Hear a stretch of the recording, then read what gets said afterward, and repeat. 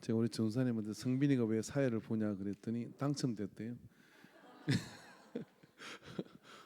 고생해서 박수 한번 쳐주십시오. 예. 그 성빈이가 주일학교 교사를 하게 된 유래는 제가 제자국을 시키려고 했더니 주일학교 교사를 가겠대요. 그래가지고 자원하여 들어갔고 아주 역할을 잘하고 있는 것 같습니다. 우리 주일학생들 특송을 했는데 제가 보니까 나이가 깡패예요. 다 소용없어.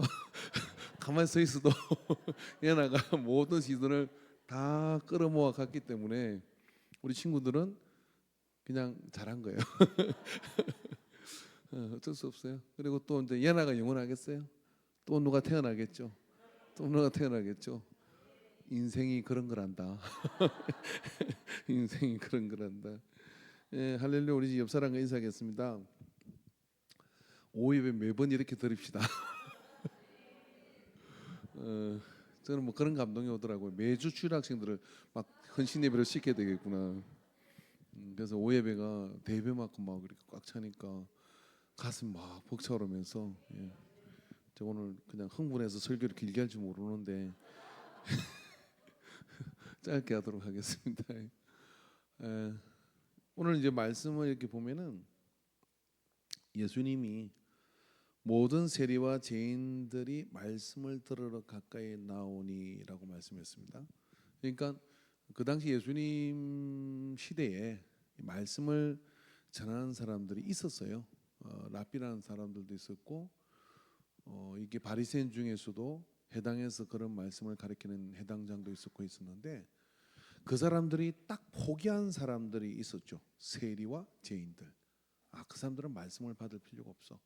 그리고 전할 생각도 없고 들을 생각도 없고. 근데 그 사람들이 자발적으로 예수님에게 말씀을 들으러 나왔다 이야기입니다. 모든 세리와 죄인들이 말씀을 들으러 가까이 나오니라고 했어요. 그 반응을 보고 누가 놀랐냐면 서기관들과 바리새인들이 무슨 일이라는 거야 하고 놀라게 된 거죠. 우리 주일학교 선생님들한테 박수 쳐줘야 됩니다. 왜 그러냐면 이 아이들이 지금 러브라고 써 있지만 러브가 아니라 어떨 때는 왼수 같아요. 얘들 집중시켜서 설교를 듣게 할 수 있는 게 참 쉽지가 않거든요.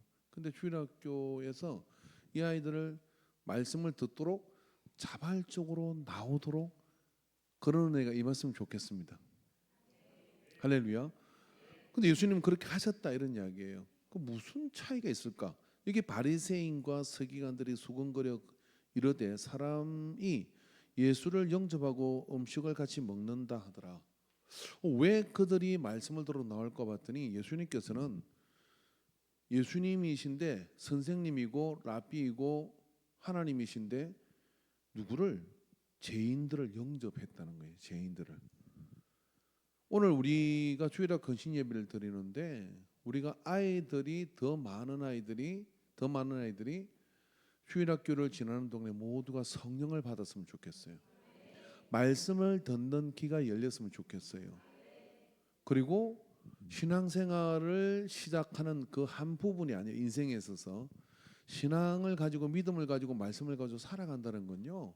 삶의 가장 중요한 기초를 닦는 거예요. 그 위에 지식이 세워지고 그 위에 좋은 성품이 세워지고 그 위에 삶의 열매들이 맺어져 가는 삶은 정말 행복한 삶이잖아요. 그죠? 부모의 마음은 다 똑같은 거 아닙니까? 이 세상의 부모 마음은 다 같은 마음. 재밌지? 더 불러줄까?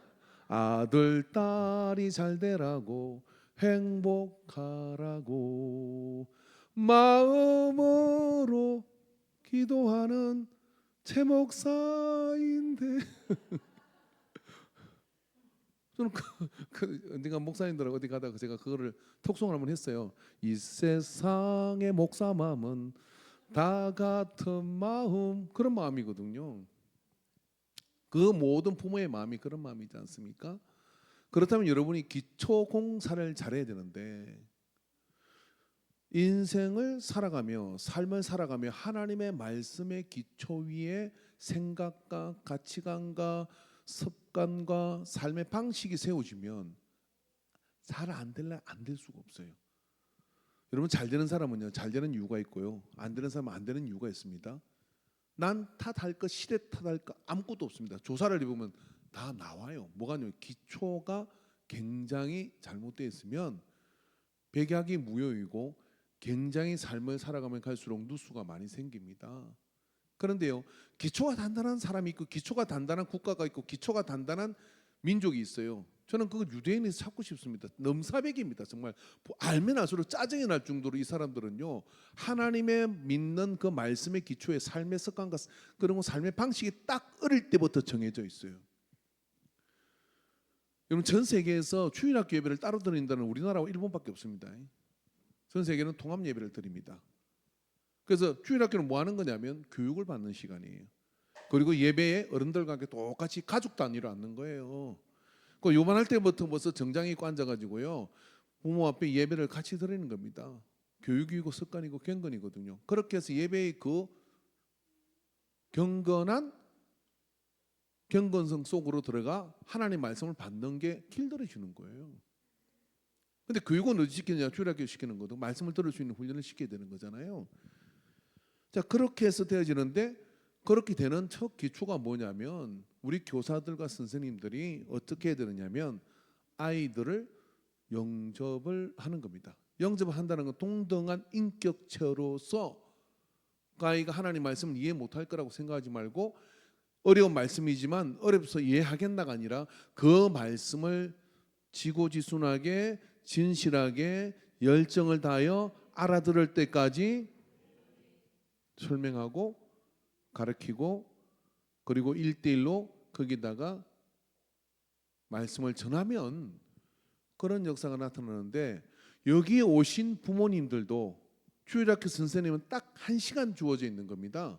여러분은 집에서 그와 같은 심정을 가지고 하나님이 올 예나를 내 자녀로 준 것이 아니라 하나님의 기업을 나한테 맡겨줬으니까 소중한 마음으로 잘 양육하여서 하나님이 쓰시는 그곳에 하나님이 인도하시는 곳에 이 아이가 날개를 펴고 살아갈 수 있도록 교회는 이런 아이들을 통하여 우리 교회에 있는 동안에 미국에 살지도 모르고 다른 나라에 살지도 모르지만 있는 동안에 그 아이들의 날개를 펴며 살아갈 수 있도록 하는 일에 소중한 미래적 그림을 보고 지금 어떻게 들었냐면요 그와 같은 소중한 마음으로 영접을 해야 하는 거거든요.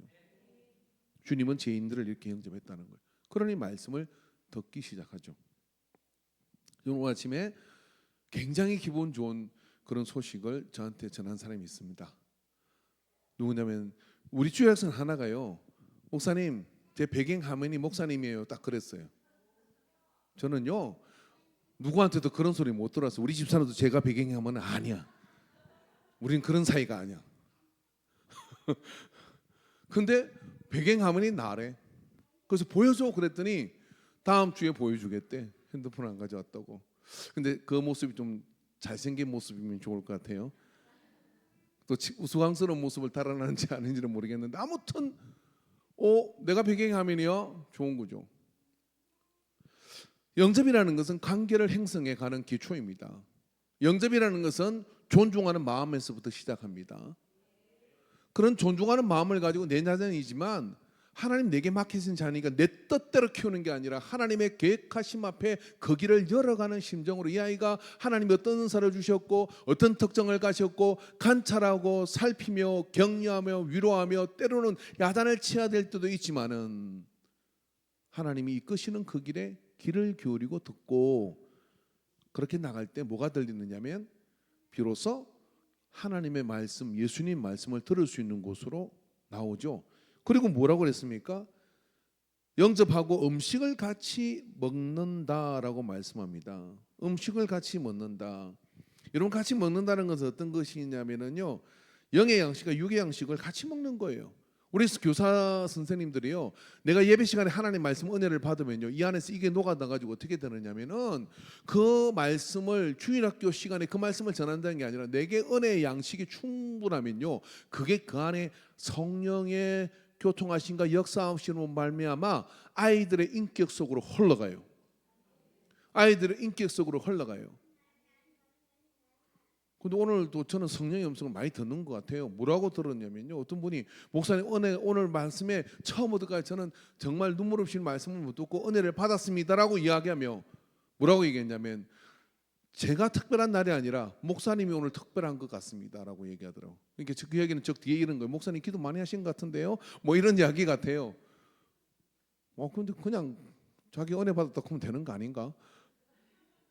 근데 그 말이 맞는 것 같거든요. 왜 그러냐면 최근에 제가 계속 말씀에 대한 그런 어떤 영혼에 대한 그런 생각이 정말 들 거로 올라요. 소중하다 그 생각이 듭니다. 주일날 저 밖에서 토요일이면 저기에 차를 세우고 들어오는, 그리고 예배를 드리면서 오는 한 분 한 분을 머릿속에 그림을 그립니다.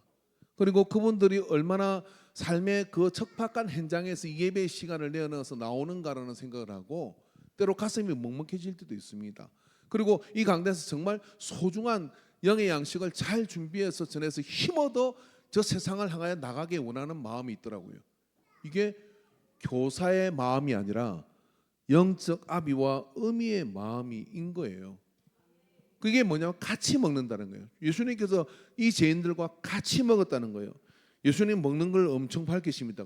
요한계시록 3장 20절에 보니까 볼지어다 내가 문 밖에서 두드리노니 누구든지 내 음성을 듣고 문을 열면 내가 그에게로 들어가 그와 더불어 먹고 그는 나와 더불어 먹으리라. 이 중요한 순간이에요. 내가 먹으러 너 집에 네 마음에 들어간다는 얘기예요. 그리고 예수님은 성찬식을 통해 가지고 어떻게 하냐면은 함께 당신의 몸을 내어주고 같이 먹는다고 해요. 우리나라 사람 이런 거 있잖아요. 같이 먹으면 정든다. 근데 뭘 먹어야 되겠어요? 교사와 아이가, 학생이, 그리고 주일 학생이 같이 하나님의 말씀을 먹는 거죠. 그건 내가 하나님 예수님 앞에 내가 말씀을 들으러 나가는 그런 심정이 돼요. 집에서 똑같습니다. 부모가 할렐루야, 지희야 오늘 집에 가서 엄마한테 물어봐. 엄마 오늘 설교 시간 말씀 들은 거 요약해봐. 그렇게 한번 해.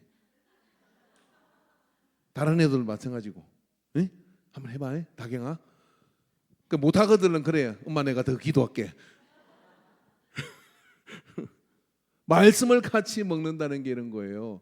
말씀의 밥상에 주님이 차린 그 밥상에 함께 앉아서 먹기 시작하면요, 조금 시간이 지나면 아이가 동력자가 돼요. 조금 시간이 지나면 아이가 기도의 동반자가 됩니다. 여러분 그러면 삶을 못 이겨낼 게 없어요. 그러면 삶을 극복 못할 게 없어요. 교사도 똑같습니다. 언젠가 이 아이가 커가지고 오늘 성빈이가 사회를 보는 것처럼 주일학생 던 아이가 난 아직 계속 주일학교 교사인데 사회를 보러 같은 선생님이 되는 거잖아요. 아주 이상적 케이스이죠. 그죠? 그런 것처럼 말입니다. 언젠가 독립자가 되어주는 것은 같이 말씀을 들을 때. 그래서 주님은 죄인들과 함께 같이 식사를 하셨다, 같이 먹었다. 이게 서기관들과 바리새인들에게 충격적인 것이에요. 그러니까 말씀을 들으러 죄인들이 앞으로 나오고 마음 막힌 사람이 하나님 앞으로, 주님 앞으로 나와서 말씀을 듣는 상황이라는 게 그냥 되어진 게 아니라는 거예요. 말씀이 심오한 것 이상의 예수님 뭘 하셨어요? 영접하고 같이 먹는 행위를 하셨다, 이런 이야기예요. 그래서 우리는 6월 1일 날 같이 먹으러 갑니다. 같이 먹는 거예요. 같이 은혜를 나누는 거예요. 그럴 때 그 속에서 말씀을 들을 수 있도록 앞으로 나오는 거거든요. 세 번째, 예수님께서는 예화를 들면 이렇게 얘기합니다. 바리새인과 서기관들이 이해를 못하니까 잃어버린 양의 비유를 하고 잃어버린 드라크마의 비유를 하고 잃어버린 영혼에 대한 마음을 가지고 있는데 어찌 뭔들 못하리라는 마음이 있는 거예요. 우리 교사들 한번 자리에 일어나 보십시오. 주일학교 교사들 자리에 한번 일어나 보십시오. 할렐루야. 박수 치지 마세요. 일어나면 박수 받으려고. 나는 이 중에 아이 하나가 콩팥이 잘못돼서 콩팥 하나 떼야 돼. 떼줄 사람. 누가 하나 이 중에 혈액형이 맞아. 떼야 돼. 떼줄 사람. 2사람, 3사람. 손 든 사람만 앉아요. 다 앉으세요. 콩팥 2개 있잖아. 하나 떼줘도 되잖아요. 근데 예수님이 이렇게 말씀하십니다. 주님은 이렇게 얘기합니다. 나는 저 죄인들을 위해서 죽는다. 그걸 누가 이겨요? 그 말을 안 들 사람이 누가 있어요? 그 말을 안 들을 사람이 누가 있겠냐고. 그러니까 달라요. 근데 세상에 있는 교사들이, 여러분 제가 전도사를 하면서요, 평택교회에 있을 때 보니까 그 반은 매년 부흥을 해. 나중에 사모님이 됐습니다. 반을 3명을 맡겨놓으면 꼭 연말이 되면 10명이 돼요. 근데 또 이런 선생님이 있어. 그래가지고 그 반을 12명을 맡겨놓으면 연말이 되면 3명이 되는 반이 있어. 진짜 기가 막혀. 양 막 다 잡아먹고 피 철철 흘리면서 주일학교 교사 못하겠는데요 이래. 똑같은 시대고 똑같은 상황인데 그러더라고요. 그게 뭔가 하고 봤어요. 평상시 저하고 말도 잘 별로 섞을 시간이 없을 정도예요. 뭐 그렇다고 기교가 뛰어난 것도 아니에요. 아이들 보고 와 이런 것도 아니에요. 그런데 주일학교 딱그 분방공부 시간 되면요, 선생님 딱 가 있으면 아이들이 넓은 교당에 여기 모이고 저기 모이고 저기 모이잖아요. 걔들은 쫙 모여. 그래가지고 분방공부를 딱 해요. 아이들 초집중이에요. 물어봤지. 비법이 뭐냐고. 여러분 누가 잘 되는 곳이 있으면 꼭 물어보세요. 고집대로 살다가 영 죽지 마시고. 그랬더니 다른 거 없는데요. 매일 아이들을 위해서 기도해요. 일주일에 2번 내지 3번은 전화한대요. 철수야, 영수야, 한 주 잘 지내고 있어? 주일날 봐야지. 그리고 그냥 전화하는 게 아니에요. 이 아이가 고민하는 걸 하나하나 다 알고 있어. 그건 어떻게 됐어? 그래, 선생님이 기도하고 있는데 그래 보니까 견딜만 하지. 좀 더 견뎌봐. 아이 하나하나의 고민을 저거 엄마한테 안 하는 이야기를 선생님한테 다 하는 거야. 애들 고민이 있어 없어? 다 있다니까. 얘들도 여자 문제 남자 문제 다 있고요, 돈 문제 다 있고요, 인생사를 다. 그래가지고 누군가 걔가 그러던데 6살짜리가 인생이 힘들다 그러더라고요. 다 고민 있다니까요. 엄마한테 얘기해요. 애가 몰라. 그래서 그거 아니에요. 주일학교 교사 선생님이 엄마보다 나아요. 더 가까워요. 그래서 그 고민을 다 얘기하는, 그걸 다 터치를 하는 거예요. 그것만 하는데도 찬양 못해, 뭐 기교 없어, 아무것도 없어. 그것만 하는데 애들이 미쳐. 선생님이 이번 주 토요일 날 교회 앞에서 만나 그러면 늦게 오면 큰일 나는 줄 알아. 애들이 다 와서 기다려요. 와, 헐. 그리고 매년 그렇게 부흥을 해요. 학년을 바꿔주면 또 다른 말을 맡아가지고 또 그렇게 만들어. 그러다 어느 날 목사님의 사모님이 됐더라고요.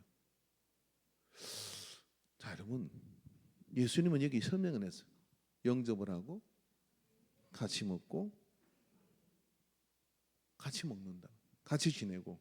그리고 왜 그러냐고 물어보면 이 아이하고 나하고 같이 지낼 수 있는 시간이 얼마냐고 아무도 누가 모른다는 거죠. 그러니까 나하고 있는 시간에 예수님을 꼭 마음에 만났어. 신겨졌어. 한평생 예수님과 함께 살아가기를 원하는 절박한 마음이 있다. 이게 영혼을 향한 마음이에요. 그래서 예수님은 오늘 이 바리새인들에게 이렇게 얘기하는 겁니다. 그걸 말이라고 물어보니, 그러고 이 바리새인들은 뭐라고 합니까? 먹는다 하더라. 예수께서 그들에게 비유를 주시되, 야, 그게 뭐가 잘못돼 보이니?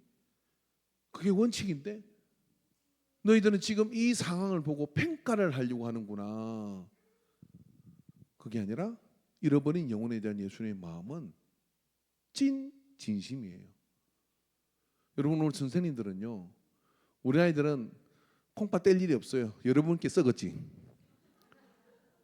이 아이들은 건강해요.